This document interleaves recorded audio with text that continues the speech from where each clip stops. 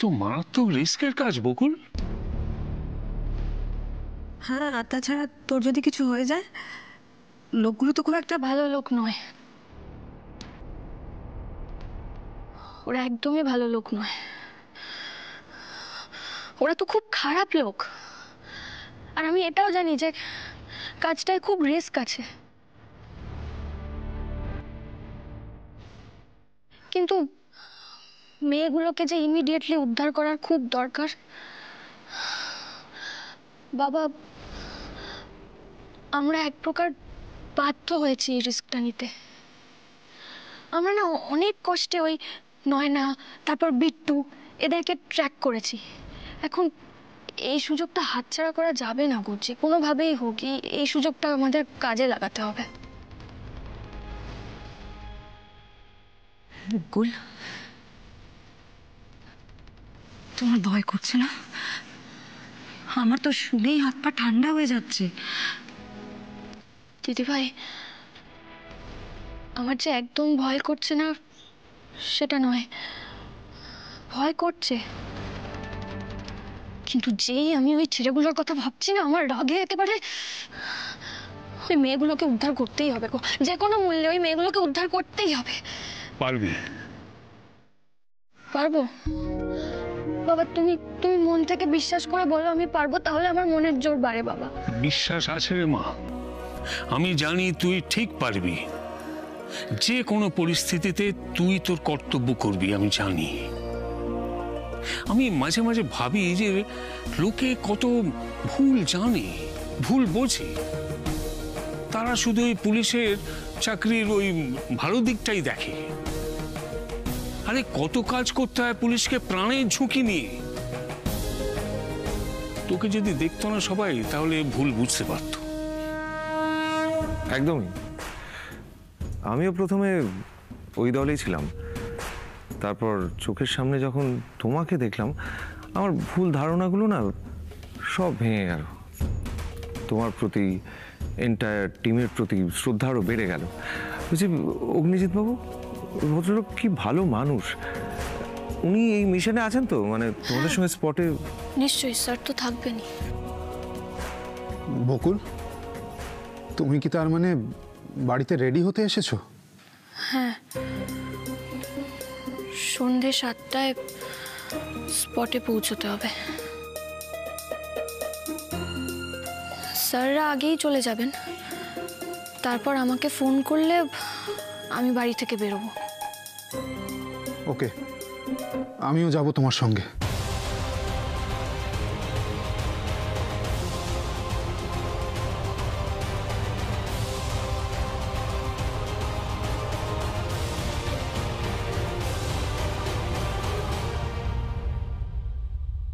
কোথাকার পুলিশ? কথাবার্তা যা শুনেছি মনে হয় আপনাদের ওদিককারই হবে, মানে কলকাতার দিকেরই। কলকাতার? কি নাম বলো তো? বলছি নামটা শুনেছো তুমি? শুনেছি নাম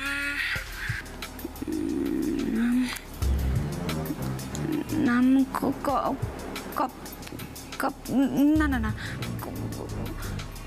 বকুল, বকুল। কনস্টেবল বকুল রায়? হ্যাঁ হ্যাঁ, কনস্টেবল বকুল রায়, হ্যাঁ।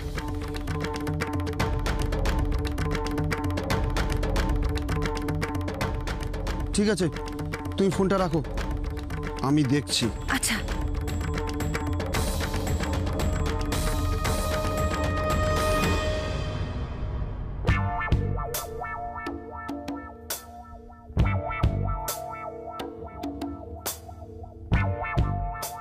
কি শুনলাম আমি? কি শুনলাম?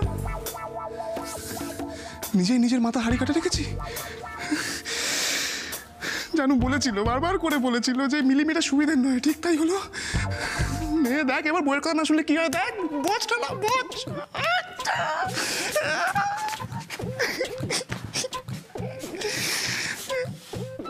ভগবান, সব দিক দিয়ে মারা যাবো মনে হচ্ছে। প্লিজ একটা বুদ্ধি দাও, একটা বাঁচার রাস্তা বলে দাও, একটা। কিসের থেকে বাঁচার রাস্তা খুঁজছো কুনাল? কিছু না।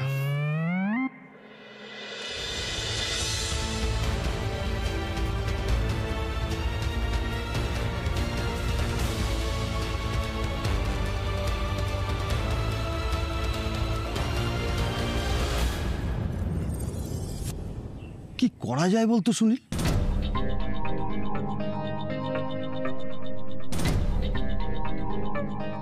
এবার তো কিছু একটা করতে হবে। কি আবার করব? চাপকে টাকা আদায় করব? না না, মাথা গরম করলে আমাদেরই ক্ষতি। এমএলএর ছেলে, আট ঘাট বেঁধে নামতে হবে, যাতে টাকাটা ডবলও পাওয়া যায় এবং মারও খায়। তাহলে তুই বল কি করব? ভাব।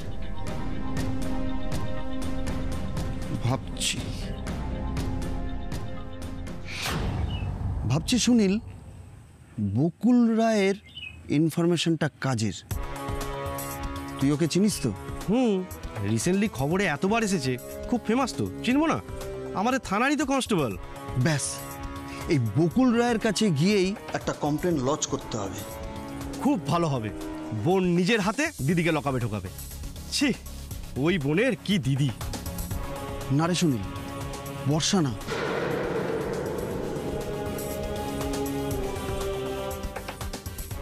আমাদের টাকা আদায় করতে হলে রাঘব বোয়ালকে ধরতে হবে।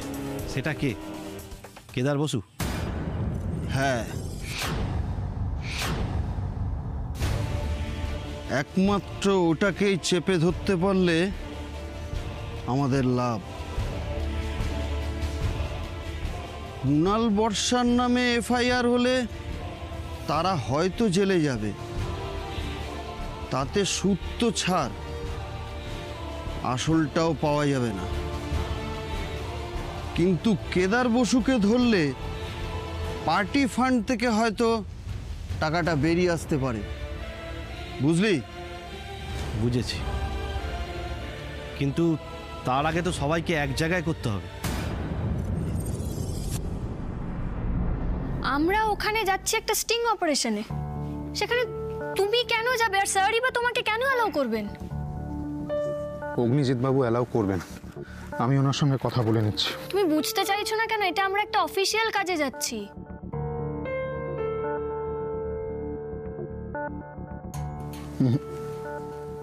এটা তুমি ইচ্ছে করে বলছো। দেখো বকুল, এর আগেও আমি তোমাদের অনেক কাজে ইনভলভ হয়েছি, এবারেও যদি হই তাতে তো কোনো ক্ষতি নেই। দেখো বকুল, আমি তোমাকে একা ছাড়তে পারবো না। তোমাদের ডিপার্টমেন্টের তরফ থেকে না, আমি একজন সাধারণ মানুষের কর্তব্যবোধ থেকে যাব, ভলেন্টিয়ার হিসেবে। আর তাতে অগ্নিজিৎ বাবুর তো কোনো আপত্তি থাকার কথা নয়। হ্যাঁ, ঠিকই তো আছে বকুল, যাক না ওর সঙ্গে। তুমি বারণ করছো কেন বকুল? ও গেলে তো তোমাদেরই দল ভারী হবে। আমার ভাইয়ের কিন্তু মাথা আর হাত দুটোই ভালো চলে। সব থেকে বড় কথা, ও যদি তোর সঙ্গে যায় তাহলে আমরা একটু নিশ্চিন্ত হব। আমি অগ্নিজিৎ বাবুকে ফোন করে নিচ্ছি। তুমি কেন জেদ করছো বলো তো? ওই লোকগুলো খুব ডেঞ্জারাস, ওরা যা খুশি তাই করতে পারে। তুমি অনেক সমস্যায় পড়তে পারো, তোমার অনেক বড় বিপদ হতে পারে। আর এই সবটা জেনে আমি কেন চাইবো যে তুমি ওখানে যাও? এই তো এতক্ষণে আসল কথাটা বললে।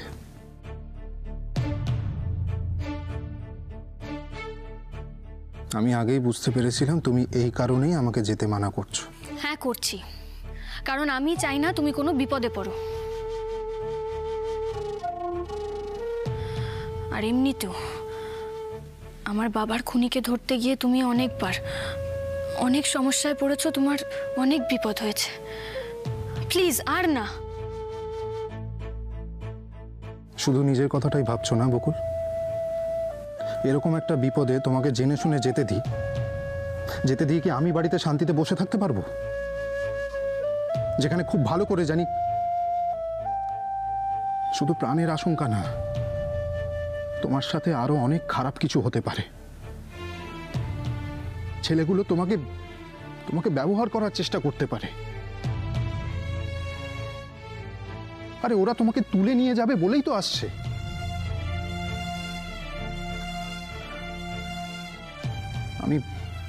আমি পারবো না বকুল। তোমার কিছু হয়ে গেলে আমি নিজেকে ক্ষমা করতে পারবো না। Please try to understand.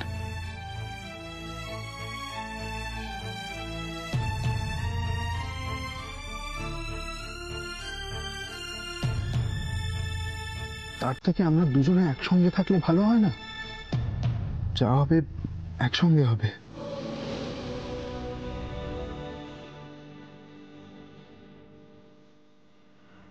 আমি অভিজিৎ বাবুকে ফোন করে নিচ্ছি।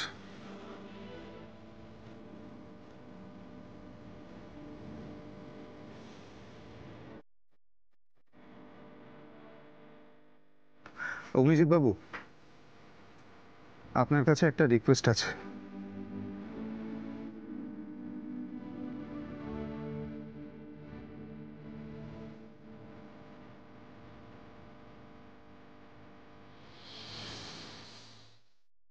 কালকের দিনটা কিন্তু আমার জন্য খুব গুরুত্বপূর্ণ, বর্ষা।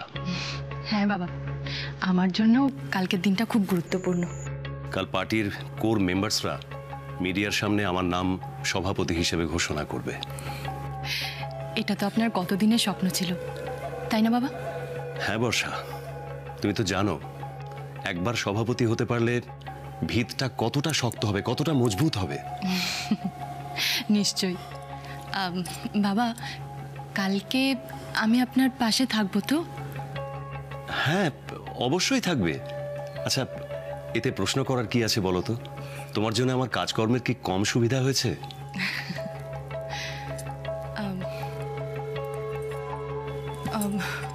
বাবা, কিছু যদি মনে না করেন একটা প্রশ্ন করতে পারি? হ্যাঁ বলো না। বলছি, এত বড় একটা মিটিং সেটা পার্টি অফিসে না হয়ে এখানে হচ্ছে? আসলে মিডিয়াকে জানানো হবে যে ঘরোয়া বৈঠক থেকে সিদ্ধান্ত নেওয়া হয়েছে। কারণ ওই বকুলের কারসাজিতে রজতাভবাবুর জেল হয়ে যাওয়াতে আমরা সবাই বিভ্রান্ত। তাই আমার বাড়িতে মিটিং ডেকে সিদ্ধান্ত নিয়ে মিডিয়াকে জানানো হলো। তার মানে তো এটা পলিটিক্সের ভিতরে পলিটিক্স।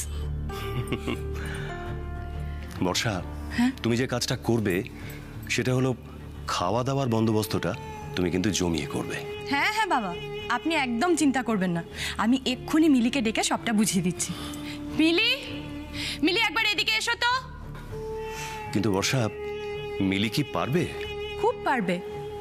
আমি তো বলছি বাবা, আপনি অত চিন্তা করবেন না। ওই তো, শোনো মিলি, কাল এখানে একটা বড় মিটিং হবে। পার্টির নেতা মন্ত্রী সকলেই আসবেন। তাদের খাওয়া দাওয়ার বন্দোবস্ত তোমাকে করতে হবে। আর হ্যাঁ, কি মেনু হবে সেটা আমি তোমাকে বলে দেব। আচ্ছা ম্যাডাম। কোনো রকম ভুল যেন না হয়। না না ম্যাডাম, আপনি কিচ্ছু চিন্তা করবেন না, কোনো ভুল হবে না। আমি সব দিকটা নজর রাখবো।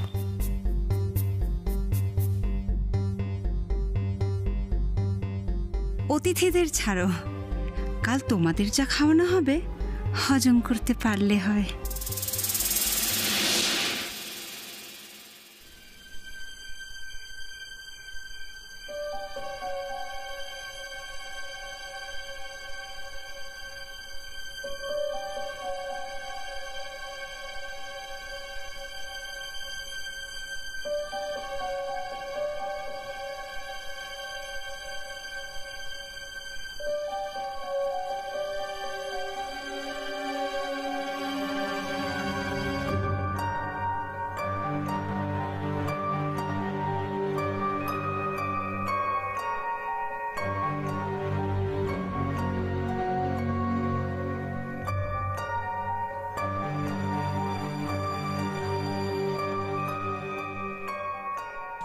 ফোর্স রেডি আছে মন্টু?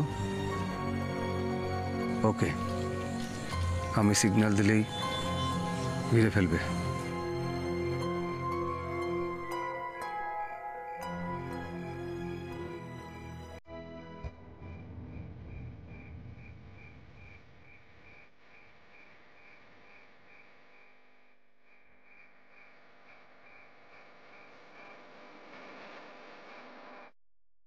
কেউ তো আসছেই না।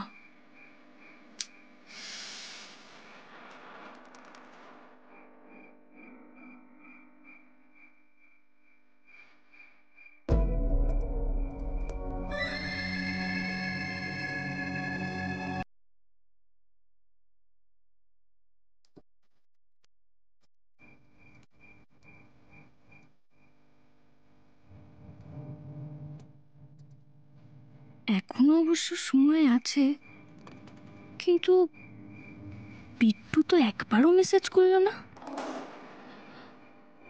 আমি একবার একটা মেসেজ না, থাক।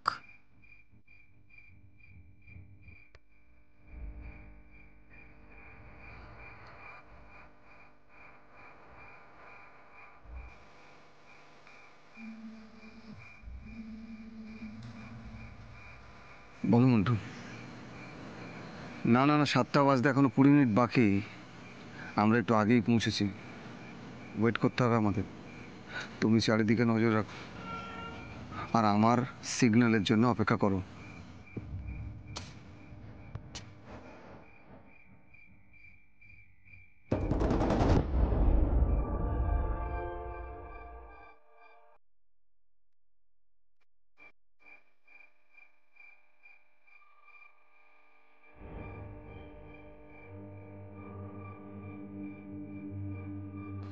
গুরু, পাখি মনে হচ্ছে চলে এসেছে, কিন্তু গুরু ছবির থেকে তো মুখটা অনেক আলাদা লাগছে। আরে ওটাই তো এডিটিং এর কামাল রে। এডিটিং এর কামাল মানে? কিন্তু আমি ভাবছি যে মেয়েটা তো তাড়াতাড়ি চলে এলো, চেঁচে বিক্রি হতে চাইছে নাকি রে?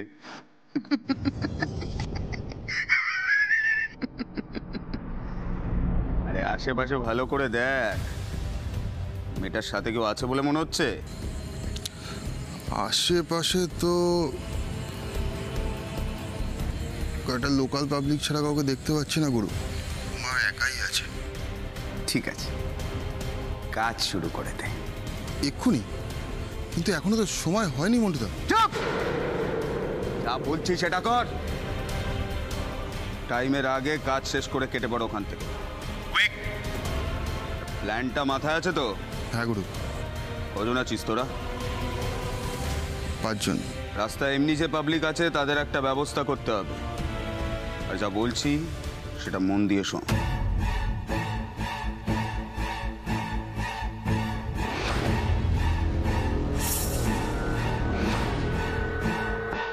ওকে গুরু।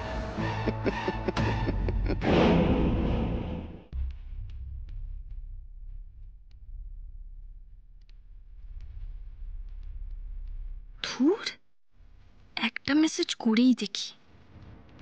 কোথায় আপনি? আমি এসে গেছি। বাহ, তো পাখি নিজেই ডানা ছাটার জন্য ছটপট করছে। এই তো এসে গেছি, আর জাস্ট 10 মিনিট।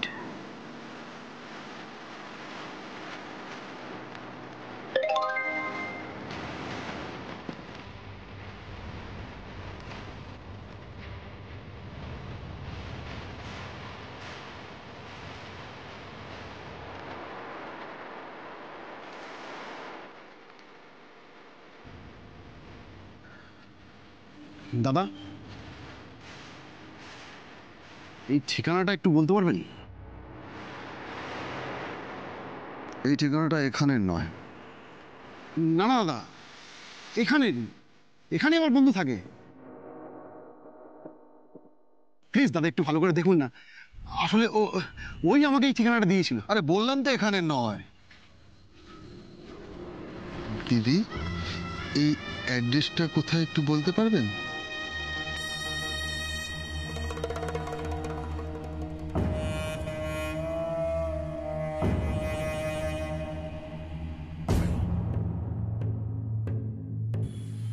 কিন্তু আমার বন্ধু যে বলল, আসলে ওর বাবা মারা গেছে তো তাই। আরে ভাই, আপনি আপনার বন্ধুকে ফোন করে নিন না, আমাকে কেন প্রশ্ন করছেন?